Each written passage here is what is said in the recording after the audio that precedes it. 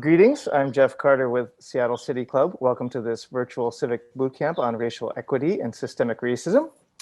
Before I begin, I'd like to let you know that Seattle City Club is a small nonprofit with a big mission to strengthen our community through conversations with community leaders on critical topics like this one and encourage civic engagement. Please consider supporting our programs and to continue these programs by making a donation on our website, seattlecityclub.org. And speaking of supporting our efforts, I'd like to play a short 30-second welcome video from Alaska Airlines, our Civic Bootcamp supporting partner. My name is Tiffany DeHaan, and I'm the Managing Director of Culture, Learning, and Inclusion here at Alaska Airlines. We are very proud to partner with Seattle City Club for this Civic Bootcamp on racial equity and systemic racism. As a member of this community, we know these discussions and efforts are vital for us to really create the lasting change to these systemic issues. We at Alaska Airlines are deeply committed to taking action to drive the change within our company by increasing representation and cultivating an inclusive and anti-racist culture.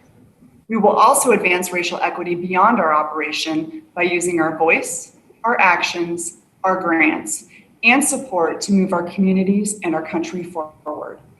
Thank you for taking the time today to discuss this important issue. Please enjoy the program. Great, thank you. And so for some logistic issues, we have the chat enabled the whole time, so please put questions in the chat and we will get to those near the end of the conversation. If you have technical issues, which I hope you don't have, contact City Club at seattlecityclub.org. And lastly, we at Seattle City Club value healthy and debate and dialogue, and want to promote a safe and welcoming space for all to contribute. In order to do this, we have established community standards for webinar communications, and we will not tolerate threats of violence, profanity, or hate speech. Those who violate our standards will lose the privilege of attending this webinar.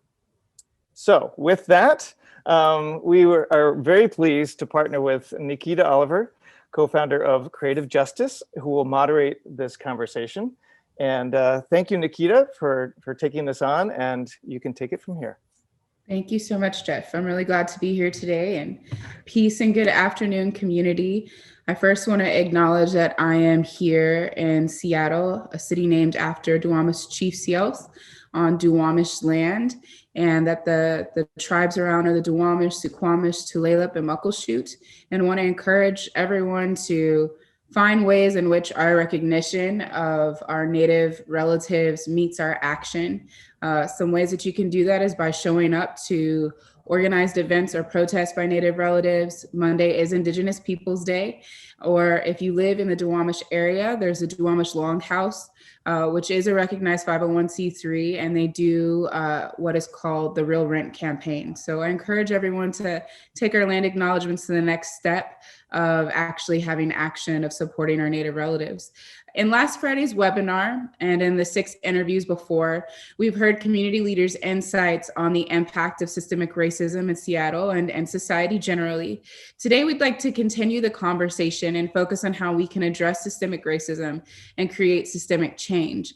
We are very pleased to have 3 panelists today who will share their insights into the work of dismantling systemic racism. So joining us today, we have Mariko Lockhart, who is the director of the Seattle Office for Civil Rights with the City of Seattle. We have Luiz Rodriguez, who is the owner of the Station Coffee Shop, a community hub where many organizers, activists, and community members find home and safety, and Rachael Steward, who is the administrator of community services with the Seattle Housing Authority. So thank you so much to each of you for being here. I want to give you a quick minute first to introduce yourself how you want to be introduced. That was my understanding of who you are professionally. How would you introduce yourself? Hi guys, first of all, I wish my wife was here instead of me because she's the pretty face. But she's super nervous person. She doesn't like to talk too much, so I have to be the face of the station today. So my name is Jose Luis Rodriguez. I go by Luis Rodriguez. I am the owner of the Station Coffee Shop. Me and my wife are the owners of the station. My pronouns is he or him. And you'll know more about me while we talk. Thank you, Luiz. Rachel, how about you share? Good afternoon. I'm Rachael Steward, and I am the mother of 2 boys. They fill my life kind of to the brim. Folks talk about not having a life as a parent, and I don't know that that's totally true, but sometimes it feels like it. Just as we were getting started with this, they were actually texting me about who's cutting their hair today. I'm going, guys, I'm doing a thing here. So I moved back to Seattle in 2010 and had the privilege of working at Seattle University in an effort to increase and improve learning and life experience outcomes for young people who lived in neighborhoods that were surrounding the campus, and in particular, those who are experiencing low-income situations. And since then, I've moved over to Seattle Housing Authority and have had the privilege of serving our residents across the city. And I feel very privileged to be able to make a living in service to other people. So I look forward to having conversation with the panelists today and learning quite a bit as well. Thank you. And Mariko, last but not least. Thanks. Mariko, Lockhart, I use she, her pronouns. I identify as Black and Japanese. I was born and raised in New York City, so I am a transplant here. We've been here for about 13 years. Rachel, I'm glad you mentioned your kids. We have 2 children who are grown, but lucky enough to have my daughter who has just moved back. She's moved back in with us. She has never grown up in Seattle. And also, fortunate to be doing work that has meaning for me and is values driven. And it's sort of where a path that started as a muralist has taken me. And so I'm interested to join this conversation, and so pleased to be among such great company. Thank you so much. I love hearing some of the personal background because I feel like our work as organizers, as activists, as people in community, especially around dismantling systemic racism for folks of color, is usually much deeper than whatever our professional commitment is, and has a lot to do with who we are, where we come from, who our families are, what we're passionate about. So I would love to hear, if y'all wouldn't mind sharing, how did you get involved in the work that you're doing? What are the motivations that keep you doing it? What is your passion? What drives you in the work? And we'll start with whoever wants to jump in first, because last time I gave you an order.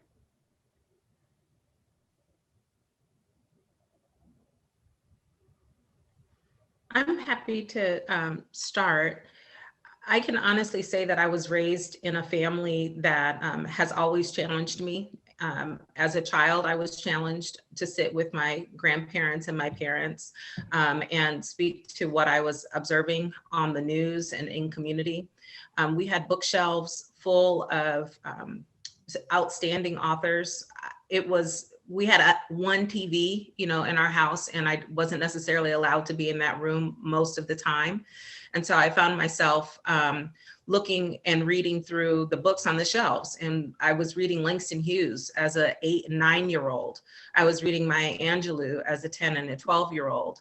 And so family has always challenged me to be not just a consumer in the world, but also a producer. And the expectation has been that I be a producer in the space of education and justice.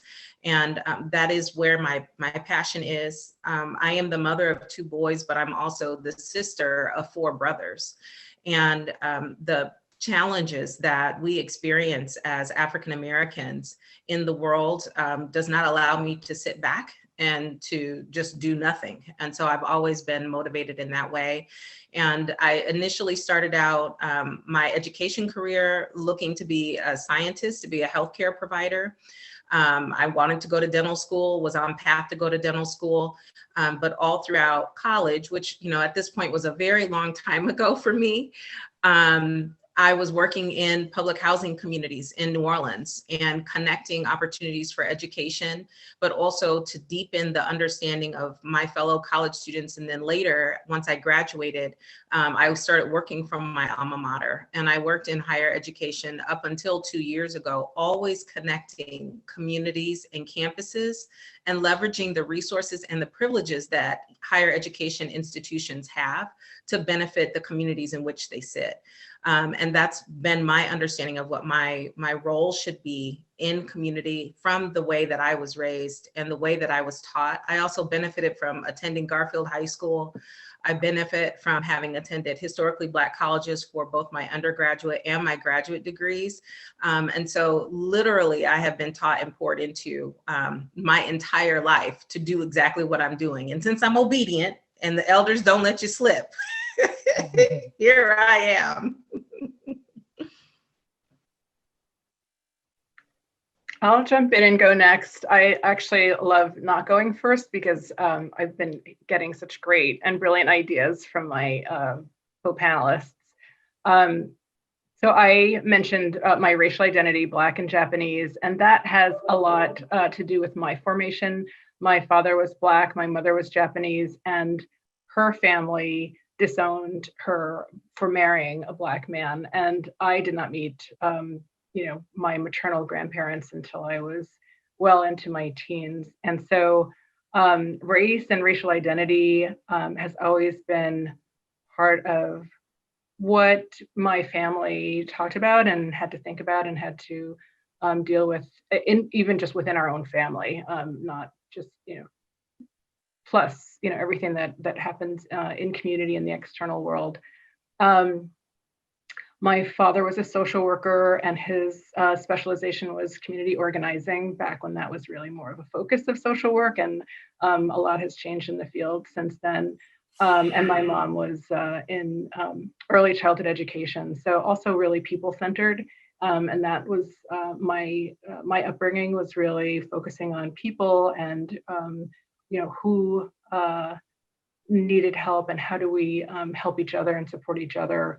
I'm probably for sure the oldest person here on the screen. So, when I was growing up, we were going to civil rights, protests and back in the day.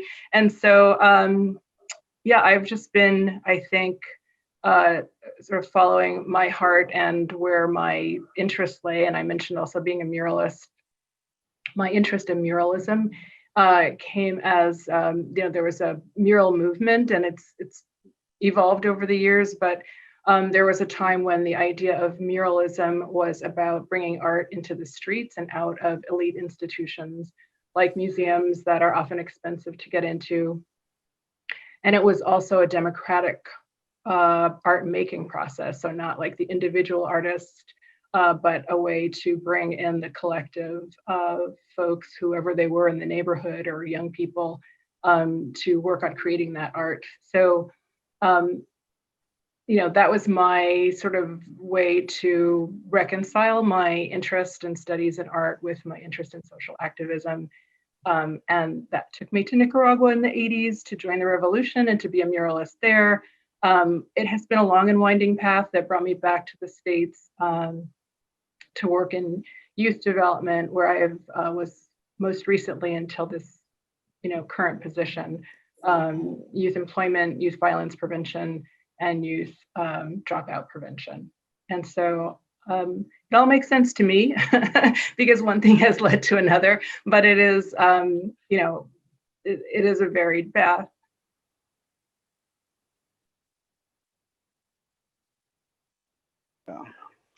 Hi guys. So for me, it was very, very strange. I'm an immigrant from Mexico. I came to United States to Redlands, California in 1991. As a 13, almost 14-year-old child, we used to believe this dream about America, that it was this beautiful country where all the white people were nice and sweet, because we watch movies and we watch all these things in the United States, where basically all the white people are the good people and the Black people are the bad people, because thanks to Hollywood, right? One of the tools of racism.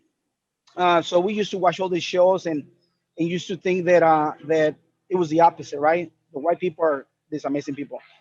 Uh, what's funny about it is that in 1991, when in my first 3 months that I was here in the United States, um, Rodney King happened, and I was 1 hour away from LA, where we used to live, and we saw a grown black man being beat up by what, 5, 6 white cops. And I remember seeing that as a child, and I was like, "Yo, this is wrong." Fast forward, I came to Seattle, and I experienced a lot of like microaggression and a lot of micro racism within my young white kids. But I was welcomed right away. Insane. I was welcomed by the black community. I went to mini middle school, and then from there I went to Garfield for 1 year before I got kicked out of there, and then went to Nathan Hill. I was so welcomed by the black community that I never looked back. Like I knew that was my community. Um, I married a beautiful woman, and I wasn't like, for the most part, I'm into anybody, but this person, Leona, tend to be, who she is, this beautiful black queen that she is. We have 2 kids. We have 2 beautiful kids, and my brother and I opened a place called Baja Bistro, or Java Love. They became Baja Bistro. At Java Love, I met this amazing human being named Ratwa. This was like 2008. In 2008, when I met this human being, I remember like serving the tables, and the her table was like full of like amazing people, black and brown and some white kids. And I remember being, I don't know, uh, in my early 30s or late 20s.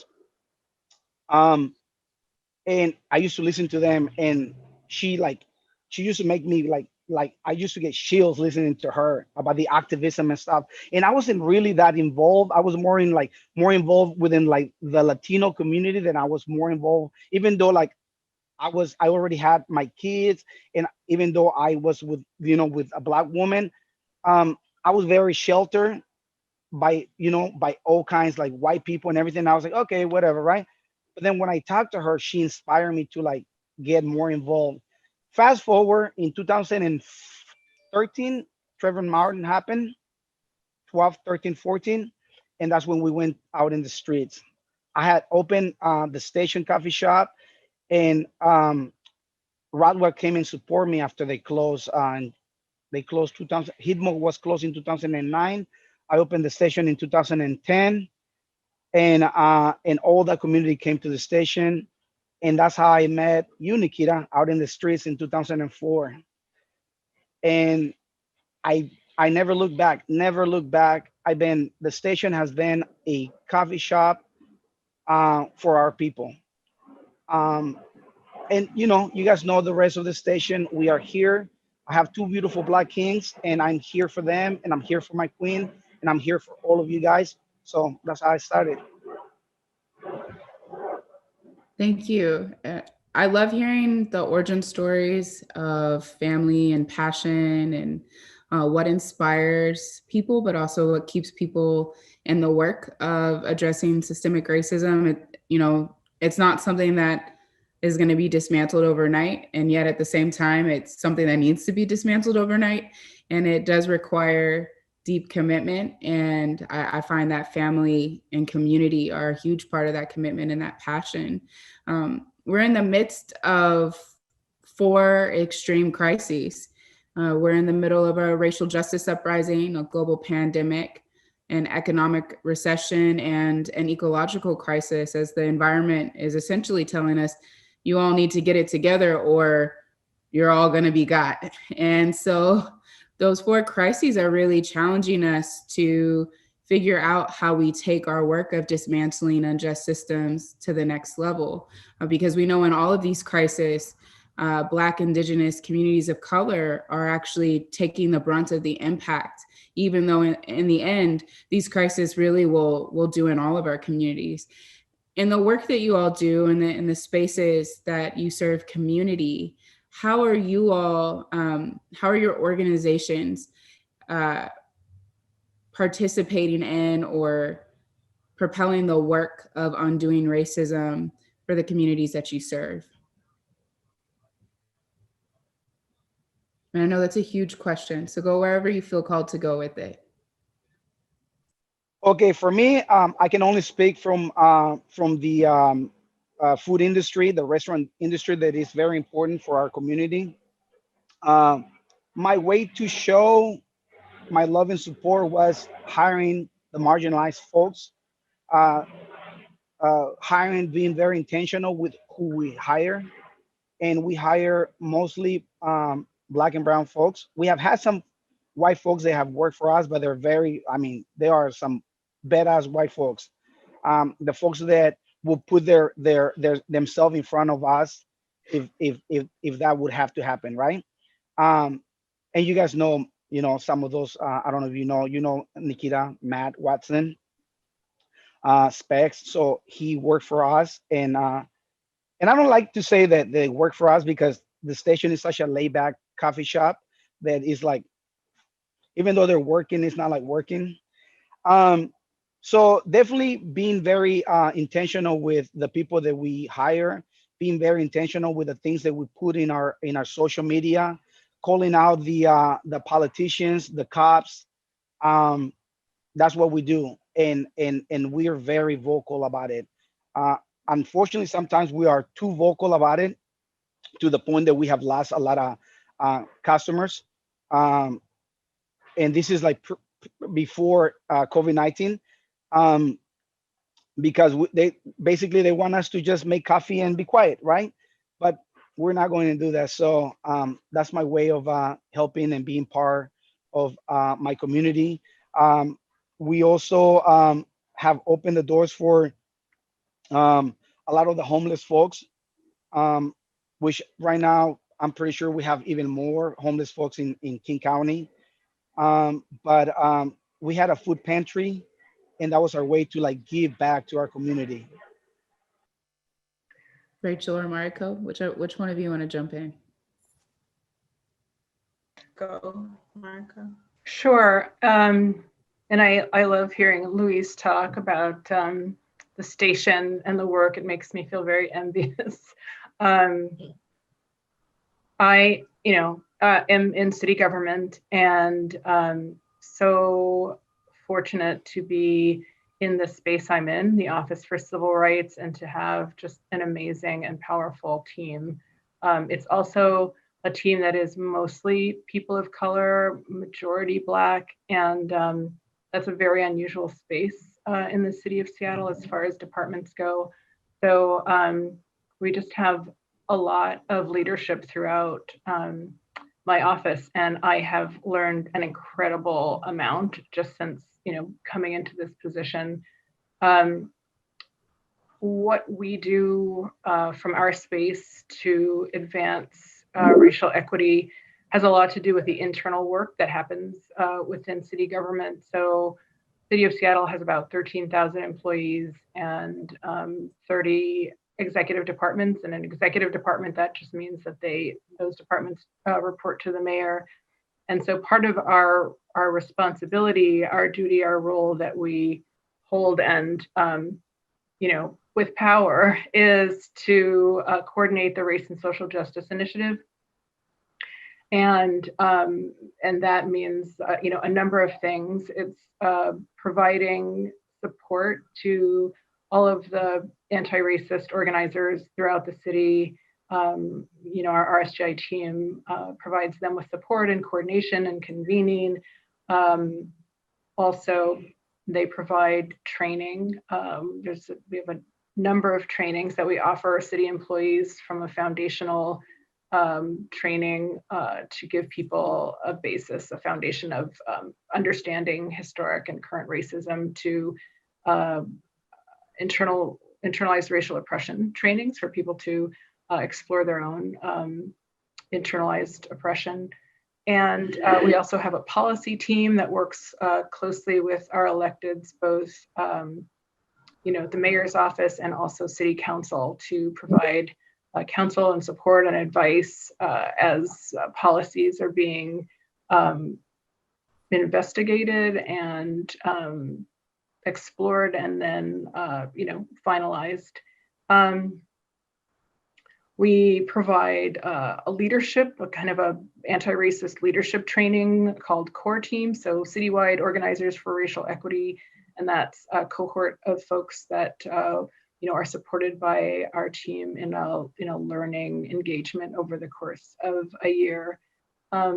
So I'd say a lot of it is supporting and building a network of support for an anti-racist network within the city, and also raising awareness, because anti-racism is such a it's a long journey, and we are all on different places in it, and so our office provides support from all along the way. We also have the enforcement arm of our office, which enforces federal and local civil rights laws. Seattle has more protected classes than most other cities in the country, so we are kept pretty busy in that area. And one of the things that team has struggled with is that our civil rights laws are founded on the concept of equality.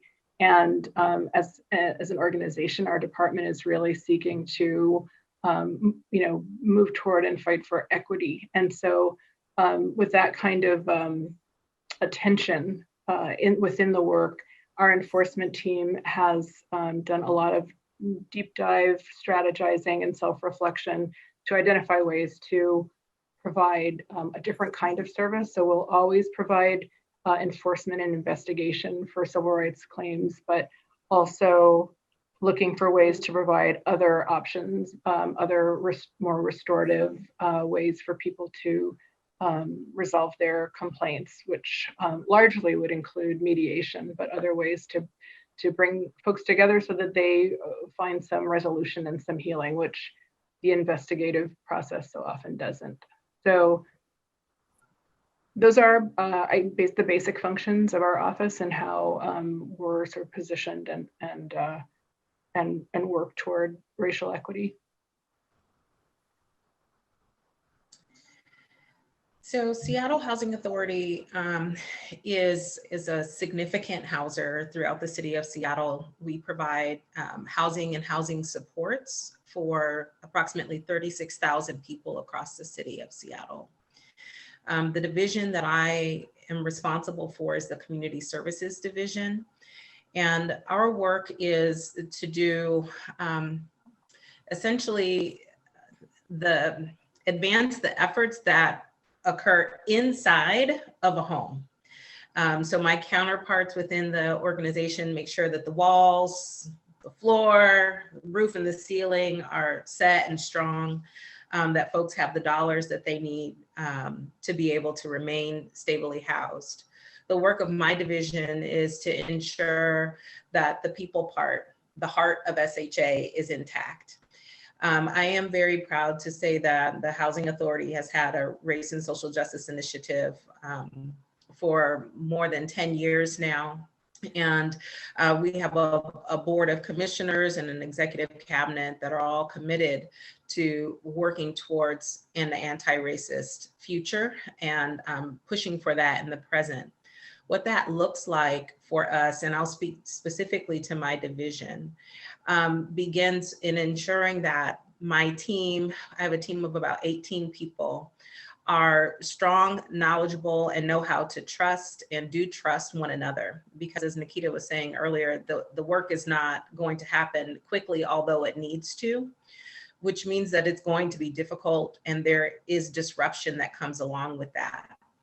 And with the disruption is lack of comfort and sabotaging. And so when we get into the nitty gritty of that, ensuring that the staff who work within community services is strong, is supported in every way, is one of the first areas of action that I have to take on responsibility for. And so with that, we stay strong.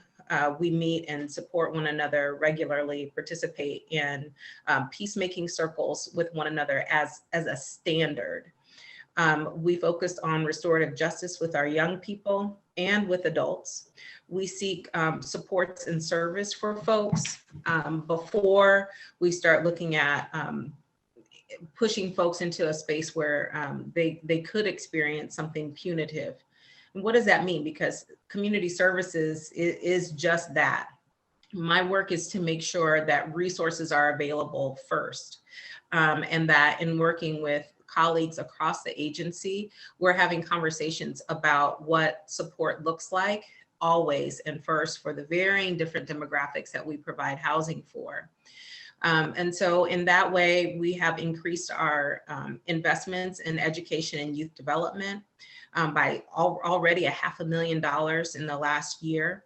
We have full-time staff who are dedicated to working with children and families. We have a deep partnership with Seattle Public Schools, because what we know is that 1 in 10 students of Seattle Public Schools is provided with housing supports from Seattle Housing Authority.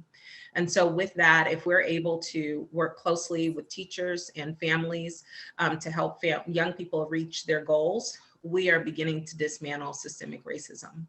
Ensuring that there are language supports for our residents, whether they are young or old, is also key. Making sure that people have access to information and that they have access to information in a timely fashion so that they can utilize their thoughts and their input to shape what their housing looks like, what their community looks like, and who else is showing up in those conversations.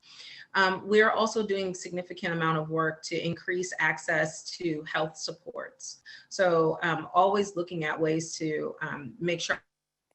I'm not sure if you can hear us, Rachel, but I think we lost you again. I'm gonna keep us rolling until Rachel comes back. Luiz, am I back yet? Oh, you're back now. I feel like I need to sit in the other part of my house. I don't know why the signal is bad right now. This is the challenge of our COVID times and our physically distanced. Sorry. No, that's great. I did want you all to know that part of that is just recognizing that our residents also can experience disparities in health, and that we work to also try to bridge gaps there and to find ways for housing to be a platform for increased quality of life. And that is an agency-wide commitment, and the Community Services Division is central to advancing that effort. Thank you. So I have a couple of individualized questions for y'all. Luiz, I wanted to ask you, as a business owner and at the same time as someone who I consider to be an activist whose business in many ways is an organizing hub for folks that are on the front lines, how do you balance or how do you make choice about risk in terms of supporting the movement versus your business, or is that not even a question? Like, how does that work for you? Because I can imagine there's probably business owners that are with us today, and how would you encourage them to think about their business versus their participation in movements for racial justice? Well, I mean, first of all, I'm getting kissed by the sun right now, and I see you're getting kissed by the sun too. So, I mean, about that, yes, there's so many things that I talk to my wife and and talk to my friends, and sometimes I do wonder the day that they're going to come and try to shut our place down because either we talk too much or we're shaking the water too much. And it could be as easy as like, oh, well, he didn't pay his insurance, or he didn't whatever, he didn't pay his taxes, so therefore, some BS, right? But it is our duty, as a brown man, as a person who's married to a Black woman, as a man who has 2 Black children. I can't just be there and not do anything about it. I talk to other business owners and I say it is our job as to use our small platform to talk to other people and to say, yo, like this is not okay. I also talk to them about making sure to hire Black and brown folks and to hire people who are marginalized and people who are suffering the most. Um, I just recently, as we all know, like defund the police. You know, defund the police is a thing that I highly believe in because um, they get paid $410 million a year, if I'm correct. I could be wrong, but that's right. $410 million. We are going through a pandemic for what, 6 months now. With half of the money that they're getting paid for absolutely doing nothing but like harass people, that money can go to small businesses since we are struggling. There's been about 150 restaurants that have shut down in these past 5, 6 months. $205 million will help it will help us so much. And we don't even need $205 million, right? I'm pretty sure that we can deal with less money or we can work with less money and we'll be okay with that. We take care of our community. Literally, we feed our community, we clothe our community, we give them a shelter in our community. And I'm speaking for the station, but I'm also speaking for, I'm pretty sure there's a lot of coffee shops and a lot of restaurants around in every neighborhood. But in Beacon Hill, we take care of our community. So why are we paying this police that much money when they don't take care of the community?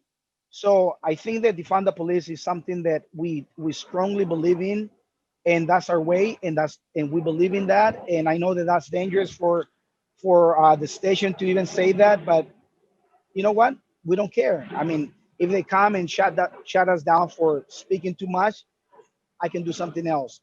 Same thing with like this notion about like, oh, the people who are out there marching and stuff, they're writers and they're breaking windows. As a business owner, the number one thing that I can tell you, if they break my windows, I have insurance. So the notion of like, oh my gosh, my windows, that's what we pay insurance for. So and if that makes a change for this world, break the windows, burn the place down. I'm not saying they do that, but I'm not concerned, you know. Thank you, Luiz. I really appreciate you speaking to that, because I do think it is a challenge for a lot of people to figure out how to get involved, and there's certainly risk. I think that as a Black person, the reality is that risk is daily. And in a city that is 65% white, asking folks to join us in that risk is really important, and acknowledging that honestly, we can't make the systemic change we need to make if as a whole community, as a whole city, we're not willing to get involved. I read an article today in the Seattle Times. It was an interview with Chief Diaz. And the article spoke a lot about the environment that Chief Diaz is taking his new role in. It spoke about the protests, and it also talked about quote unquote rising crime. But what it didn't speak to was the recession and the lack of access to housing, and how lack of access to housing and jobs is highly racialized in our city. And the reality is that when you have huge poverty, you're actually going to see people committing what are called crimes of survival. And when we think about what's happening in our city, we really have to also be thinking about the fact that there are 10,000 plus residents without homes, and the impact that that has on the choices that people have to make. Rachel, you do a lot of work in the area of housing, and we know that our city has a history of segregation and redlining. We've been in a state of emergency around housing for over 5 years, something that deeply impacts Black and Native communities. In your work and your opinion and the way that you see things, what needs to happen for us to overcome both the legacy, but also the present impact of what's happening here around housing and displacement and gentrification? So I do work at Seattle Housing Authority, but I won't claim to be a housing expert. So I'll give my response to you couched in that context. There are a number of different things, though, that I think could happen. So my personal opinion, and based upon also being a volunteer board member in different housing situations as well, or affordable housing organizations, is not only building new buildings, there is definitely a need to increase the density of the city. We also know that that will create additional issues of equity and access and quality of life, green space, adequate space to raise families in, and the size of the unit, the cost of the unit. But I believe that there are also significant efforts to just maintain existing housing that is affordable. So that is to say, where there are private owners who have the capability of keeping rent low, making sure that they are able to do that and creating incentives for that to happen. One of the things that Seattle Housing Authority has done is we have purchased properties where that was exactly the case. I'm sorry, part of what I was saying was ensuring that there are, where there are buildings, especially apartment buildings that have been privately owned, where the rent had not been increased, having affordable housers purchase those and maintain that low cost of rent is another way to keep people housed. We know that when buildings or properties are purchased by new developers, they tend to want to increase rent, and so they'll come in and now you can't see my face, Rachel, but I'm letting you know that I can't hear you again. I'm going to transition to Mariko, and then I'll come back to you. Mariko, you have a really challenging job as the director of the Office of Civil Rights, especially in a time where I would say we're probably in one of the biggest civil rights movements of my lifetime. And honestly, even though my mother lived through the civil rights era, she says she feels like this is a very significant moment. As you're kind of navigating being inside of the institution and probably serving in various advisory roles, how can the Office of Civil Rights expand and grow in this moment to better serve the needs of community? Because when I personally think about civil rights, I think as the office, I think a lot about that office actually being what should be a space of advocacy for community as we kind of navigate this very complex push to challenge the city to really turn and face issues of racism and racial disproportionality.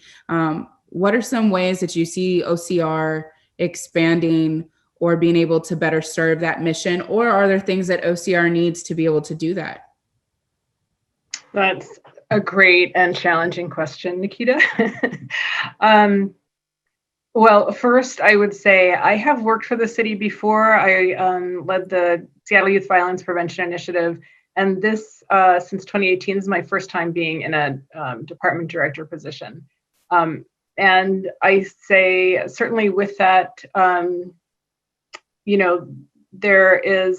are a lot of tables that I get to sit at and a lot of rooms that I get to be in that, I didn't have access to before. And also building a network of support with my colleagues, the other department directors that, are in charge of delivering, all of the other city services. So I think a huge role that I personally have is centering race in, at those tables, is elevating the voices of the community that we serve, and that is, primarily Black, Indigenous, and people of color communities. As an office, I talked about the role that our team plays in supporting race and social justice initiative throughout the city, supporting legislation that upholds the rights and needs of BIPOC communities. So I think there's a role that we currently play that has evolved and grown and been strengthened over the years. And I think you're right, this moment is unlike any other that we've experienced in terms of so many things. I mean, you talked about the 4 crises, but I think that I would say the level and scale of awareness of racial injustice is so much broader now for all kinds of reasons. And the solidarity and allyship of white people is, it seems to me, broader than, it has been in the past. And, lots of people have theories about that, how visible it is, how, cell phone videos have, made it impossible to ignore, impossible to, believe that it's not really happening. So, yes, I believe this is, a unique moment. I don't have the answer, to what we need, because there's, we certainly need to have voice and to have agency. We don't have decision-making power, so that's one thing. But so I would say the most we have is our ability to, be at the table and to influence. And I think that's, it's also a challenging part of a role like ours, where we are accountable to BIPOC community, and we work inside an institution that continues to perpetuate racist outcomes. And a lot of the work and the way decisions get made in that institution, by the nature of how it functions, are not always on public display. And so it is, it's challenging to, I often feel like we're making progress internally, but that the kind of progress we see may never, be visible, because, the challenges continue to be huge. Our progress continues to be very slow. And sometimes our role is reduced to reducing harm and mitigating harm, where we would really want it to be advancing liberation, and there's a big gap between those things. So, yeah, I mean, those are some thoughts. They're certainly not answers. I really appreciate that honest answer. And I have an audience question for you specifically, and I'm going to interpret this a little bit based on how I understand it. Okay. The question speaks to the balance between kind of our laws of equality and the relationships we create to pursue equity, and thinking through, civil rights laws really are built upon the logic of law being right. And that functions within a system of social and economic norms that in many ways actually undermine our humanity. When we think about kind of the economic system we're in, it's very much built upon exploitation, and it's racialized capitalism in and of itself actually required the stealing of land, the genocide of natives, and the use of Black folks stolen from Africa as human capital. And so when you're doing this work and you're trying to create equity, how do you balance working within kind of the law or legal structure while simultaneously dealing with social and economic norms that don't always compute to equity in the work? That is a question that we tangle with a lot. And, similar to my last response, it is, I would say it's incremental. If we could, change our legal system, that would be a response. But we're, as you say, we're working within a framework of a legal system that is built on oppression. And so we are enforcing civil rights laws. And as an example, because I think the person who asked the question, I think an example would be helpful. But, we get complaints from people who have experienced, from their perspective, discrimination. And it may be, for race or gender or disability or, a number of different reasons. And I believe our statistic is 7% of those cases that are investigated result in a finding of reasonable cause. So, and that is very small, and it's very often because the standard of evidence to have a finding of reasonable cause is very hard to fulfill. And even when a claimant gets that response, which one would think that is, that would give satisfaction, it very often feels unsatisfactory because it's a finding within a legal system that isn't designed to offer restoration. And so that's what has led us to, or particularly our enforcement team, and I think they're a brilliant group of folks who I think, if we're able to really fully realize this new model, will provide something for other cities to explore.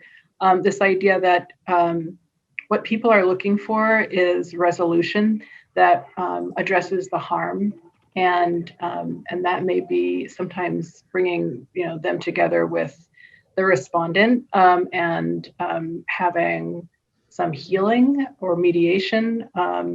Of course, settlements are generally helpful, but it takes so much time to conduct an investigation that very often, by the time we're done, if they lost an apartment, for example, or they lost a job, or they didn't get a job that they applied for, that ship has sailed. Like, we're not getting them back that apartment or that job.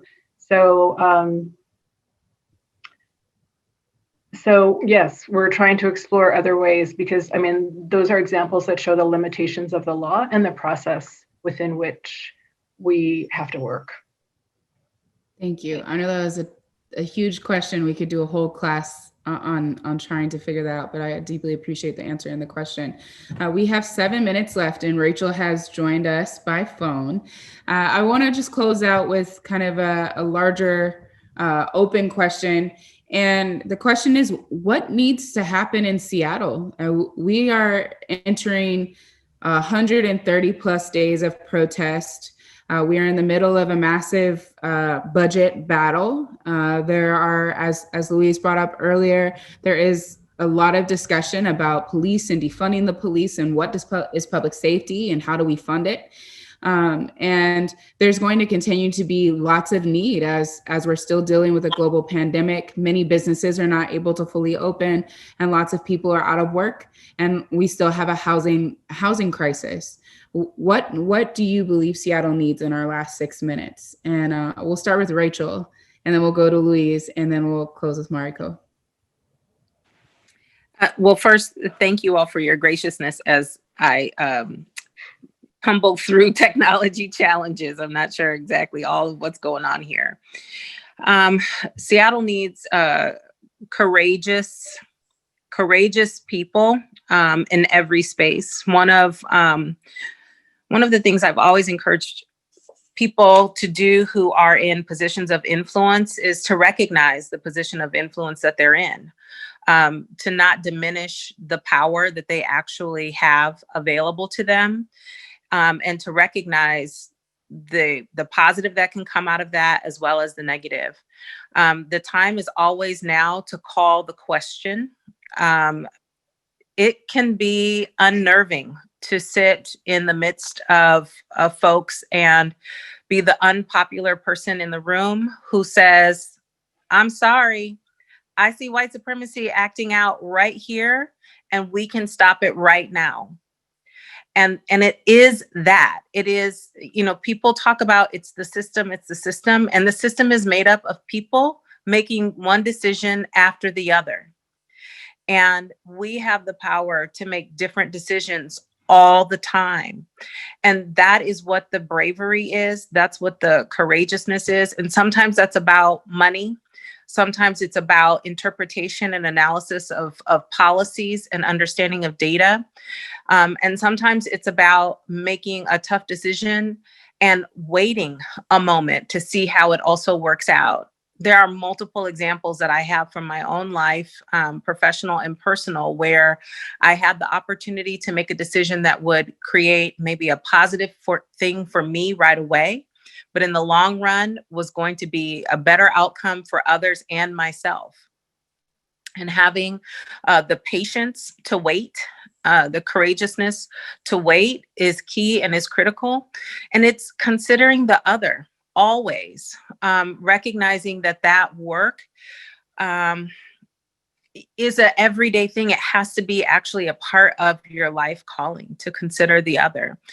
I don't have like a perfect answer, and I won't say that it's like one thing or another. It is so many, many things. I realize that folks talk about, people having positions of power and influence, and that is extremely important. And yet everyone has power. Everyone has influence, and we have to be able to step into it and also not step on one another. And if Seattle can also just stop focusing on making so much money all the time, that's just the other thing, right? It's like, love people more than you love money. How about that? We'll really get somewhere then. So I'll hush it because I know we only have a few minutes. Thank you all. Luiz? Well, yeah, definitely I agree with everything that Rachel said.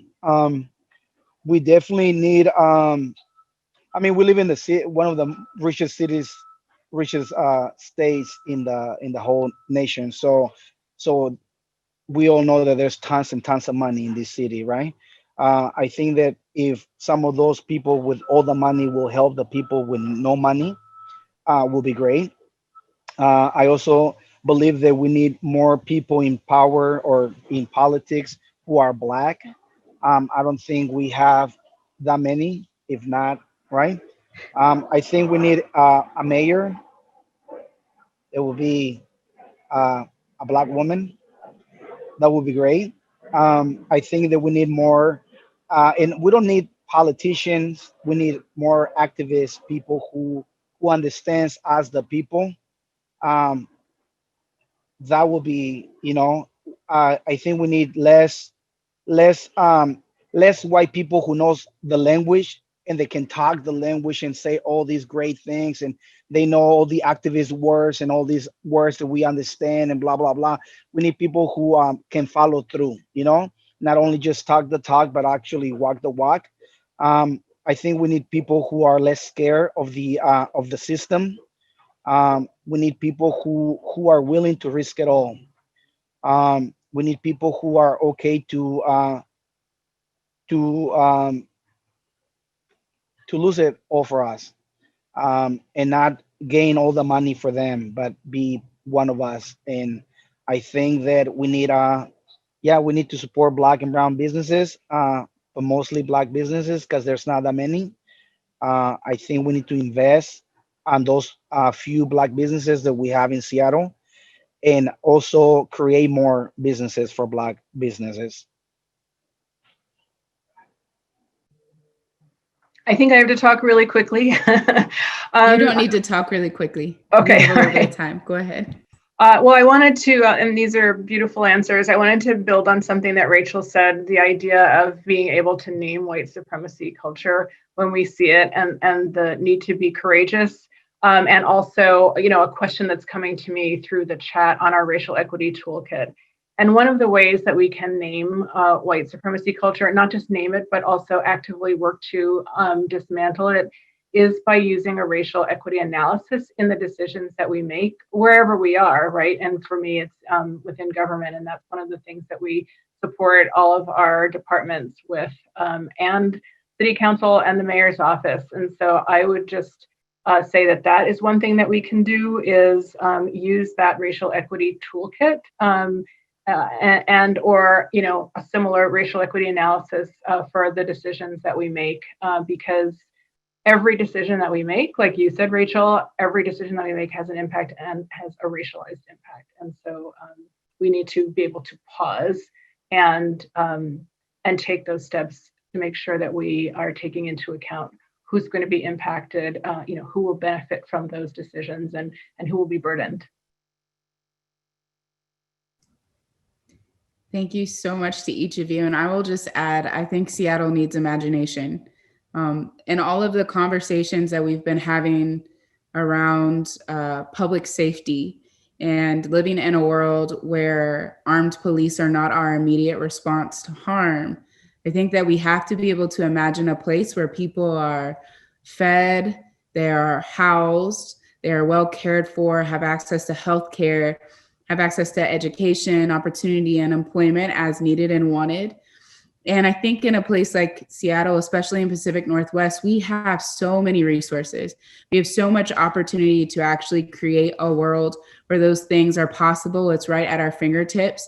The only thing that stands in our way is our lack of being able to imagine that actually being a possibility, where instead of spending $410 million a year on a police force, we spend $410 million a year on ensuring people have homes, have clean water, have healthy food, have health care, all the things that we know actually keep our community safe.